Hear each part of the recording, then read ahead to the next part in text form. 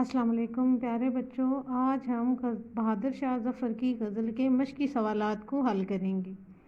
Question number 1 ہمارے پاس، بہادر شاہ ظفر کی غزل کو سامنے رکھتے ہوئے مختصر جواب دیں۔ الف، انسان کی عمر دراز کے 4 دن کیسے کٹتے ہیں؟ شاعر کے مطابق انسان کی عمر دراز کے 4 دنوں میں سے 2 آرزو میں کٹتے ہیں اور 2 اس آرزو کے پورا ہونے کے انتظار میں۔ بے ہمارے پاس، بلبل کو باغباں اور صیاد سے کیا گلہ ہے؟ بلبل کو باغباں اور صیاد سے کوئی گلہ نہیں ہے۔ جیم، بلبل کی قسمت میں کیا لکھا تھا؟ بلبل کی قسمت میں موسم بہار میں قید لکھی تھی۔ شاعر اپنی حسرتوں سے کیا کہنا چاہتا ہے؟ شاعر اپنی حسرتوں سے کہتا ہے کہ میرے دکھی دل میں تمہارے لیے کوئی جگہ نہیں ہے، اس لیے کہیں اور جا بسو۔ شاعر نے اپنی کس بد نصیبی کا ذکر کیا ہے؟ چونکہ شاعر بہادر شاہ ظفر رنگون میں قید تھے اور اپنی زندگی کے دن وہیں پورے کر رہے تھے اور ان کے خیال میں مرنے کے بعد انہیں یہیں دفن کر دیا جائے گا، لہٰذا وہ اپنی اس بد نصیبی کا ذکر کر رہے ہیں کہ انہیں اپنے وطن میں دفن ہونے کے لیے 2 گز زمین بھی نہ ملی۔ کوشچن نمبر 2 ہمارے پاس، من درج ذیل الفاظ اور تراکیب کے معنی لکھیں۔ دیار، عالم ناپیدار، باغباں، فصل بہار، کنج مزار۔ دیار کے میننگ ہے ملک، شہر، علاقہ۔ عالم ناپیدار، فانی دنیا۔ باغباں، مالی۔ فصل بہار، موسم بہار۔ کنج مزار، قبر کا کونا، مزار کا گوشہ۔ کوشچن نمبر 3 ہمارے پاس، اعراب کی مدد سے تلفظ واضح کریں۔ عالم ناپیدار، عمر دراز، صیاد، باغباں، کنج مزار۔ عالم ناپیدار، عمر دراز، صیاد، باغباں، کنج مزار۔ کوشچن نمبر 4 ہمارے پاس، کالم الف میں دیے گئے الفاظ کو کالم ب کے متعلقہ الفاظ سے ملائیں۔ اجڑا دیار، اس کا درست میچ ہوگا عالم ناپیدار۔ عمر دراز، 4 دن۔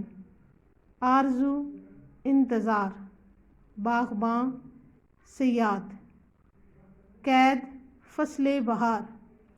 حسرتیں، دل داغدار۔ دن، شام۔ 2 گز زمیں، کوہ یار۔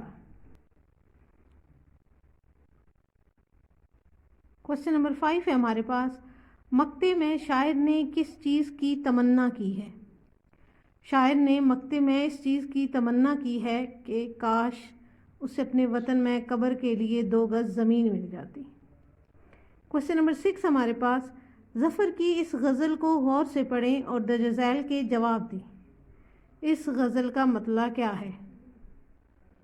لگتا نہیں ہے دل میرا اجڑے دیار میں، لگتا نہیں ہے دل میرا اجڑے دیار میں، کس کی بنی ہے عالم ناپیدار میں۔ بے، اس غزل کا مقطع کیا ہے؟ کتنا ہے بد نصیب ظفر دفن کے لیے، کتنا ہے بد نصیب ظفر دفن کے لیے، 2 گز زمیں بھی نہ ملی کوہ یار میں۔ جیم، اس غزل کی ردیف کیا ہے؟ اس غزل کی ردیف میں ہے۔ کوئی سے 4 قافیوں کی نشاندہی کریں۔ اس نظم میں 4 قافیے دیار، ناپیدار، انتظار، داغدار۔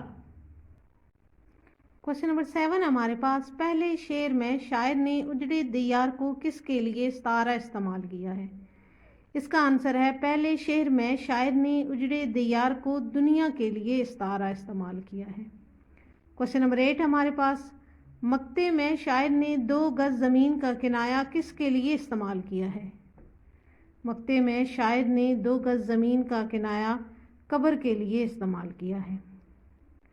کوشچن نمبر 9 ہمارے پاس، اس غزل کا کون سا شعر آپ کو زیادہ پسند ہے؟ پسندیدگی کی وجہ بھی لکھیں۔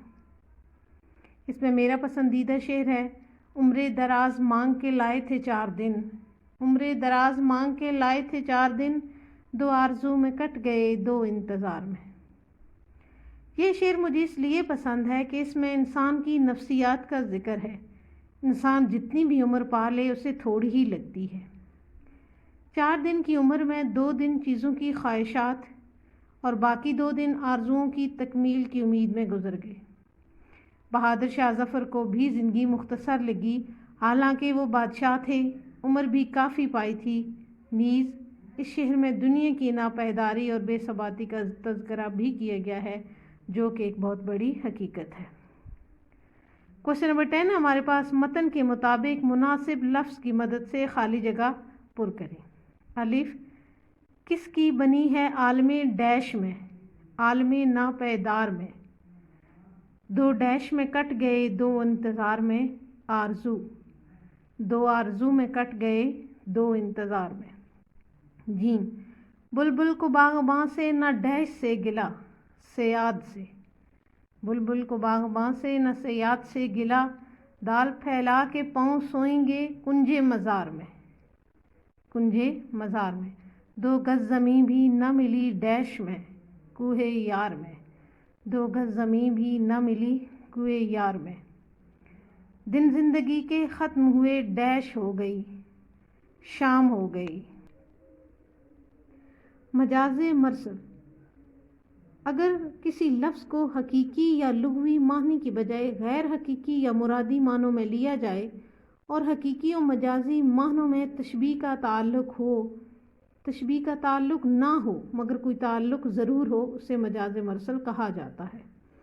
مجاز مرسل کی کئی صورتیں ہیں، جیسے جز کہہ کر کل مراد لینا۔ مثال، اس نے کانوں میں انگلیاں دے لیں، یا انگلیاں مجاز مرسل ہیں کیونکہ کانوں میں پورے یا انگلی کا کچھ حصہ دیا جاتا ہے، پوری انگلی نہیں دی جاتی۔ کل کہہ کر جز مراد لینا۔ مثال، میں پاکستان میں رہتا ہوں، یہاں پاکستان مجاز مرسل ہے کیونکہ میرا گھر پاکستان کے کسی ایک شہر کے کسی ایک محلے میں ہے، پورے پاکستان میں نہیں۔ ظرف کہہ کر مظروف مراد لینا۔ مثال، اس نے بوتل پی، بوتل نہیں پی جاتی بلکہ اس میں موجود مشروب پیا جاتا ہے۔ مظروف کہہ کر ظرف مراد لینا۔ مثال، چائے چولہے پر دھری ہے، چائے چولہے پر نہیں دھری جاتی بلکہ پتیلی یا دیگچی دھری جاتی ہے جس میں چائے پی جاتی ہے۔ سبب کہہ کر مسبب مراد لینا۔ مثال، آج بادل خوب برسا، بادل نہیں برستا بلکہ بارش برستی ہے، بادل سبب ہے اور بارش مسبب ہے۔ اور مسبب کہہ کر سبب مراد لینا۔ مثال، افسوس اس کے ہاتھ سے سب کچھ نکل گیا۔ ہاتھ مسبب ہے اور اقتدار یا حکمرانی سبب ہے، ہاتھ سے نکل گیا یعنی اب حکومت یا اقتدار نہیں رہا۔ اس طرح سے ہمارا آج کا لیسن مکمل ہوا۔ اگلے لیسن تک اجازت دیجیے، اپنا ڈھیر سارا خیال رکھیے گا۔ اللہ حافظ۔